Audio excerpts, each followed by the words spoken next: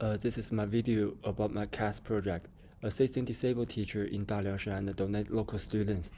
Our plan is to start this project from 2nd February 2022 and will be finished on the 20th November 2022.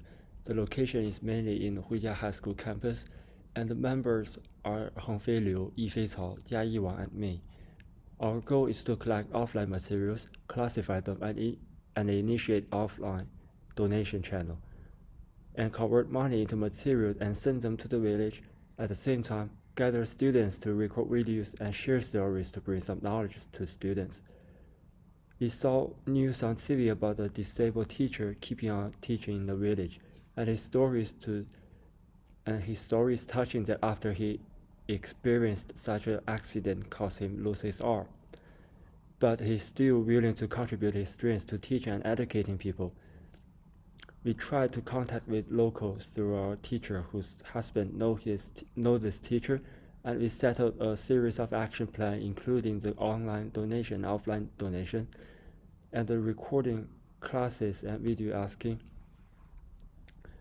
Our project was initially proposed by us in the planning phase, with fundraising events planned under the name of Huijia Caring Club, because Huijia Caring Club has always collaborated with off-campus organizations to care for children in orphanages.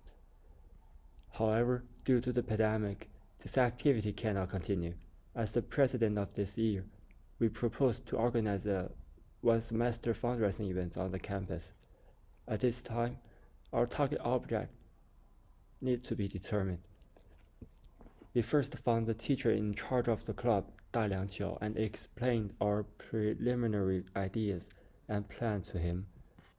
After obtaining his approval, we will start contacting the target audience. I learned from a teacher in Huijia that there is a disabled teacher in Daliangshan who lost his arm in an accident but still insists on teaching. We therefore want to help this teacher and his school. When we start the preparation phase, we start planning the material we need and how to promote them. Firstly, the fundraising method we want to choose are divided into two types, online and offline. Offline, we mainly focused on fundraising items, while online, we mainly rely on cash.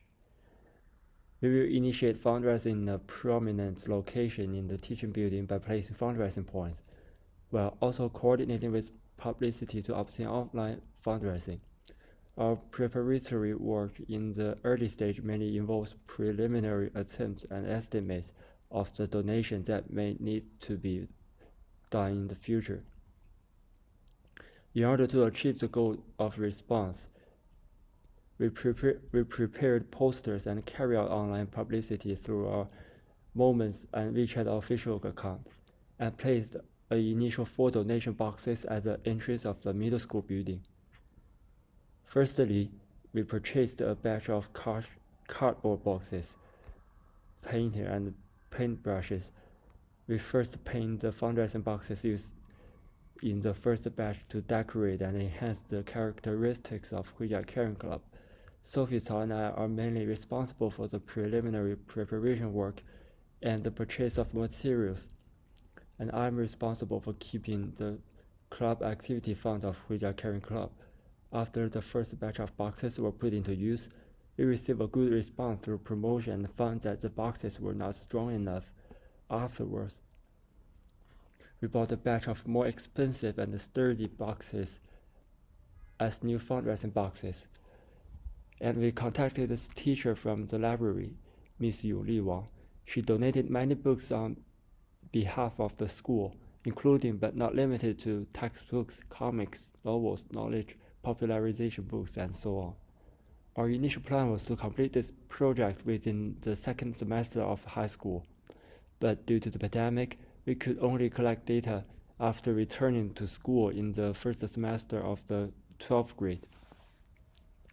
In the end, we mainly collected books donated by the library teachers, followed by clothes and items donated by the students. Our club also purchased some stationery and daily necessities. The work of organizing donated items is carried out simultaneously by members of the club, and ultimately communication with the target school for donation is carried out by Sophie Cao and I, and with the responsible teacher together. The most reflective aspect of this project for me is that as a leader, my appeal is not strong enough. I play the role of the president as the leader and planner in this event, but the main role of the leader and planner is Sophie Cao, and I mainly coordinate with the plan and allocate resources. This is different from our initial division of the responsibilities, and it's also made me realize the gap between plan and reality. In future projects, I should take on more work and in other roles rather than as a leader, or I need to cultivate my leadership skills, be willing to make plans, and consider more comprehensive issues.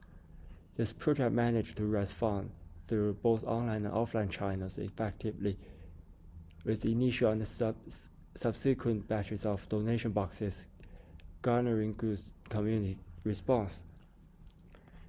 This enabled the acquisition of essential educational materials such as books, stationery, and daily necessities, which are then donated to the target school through the use of posters and social media outreach the platform like WeChat.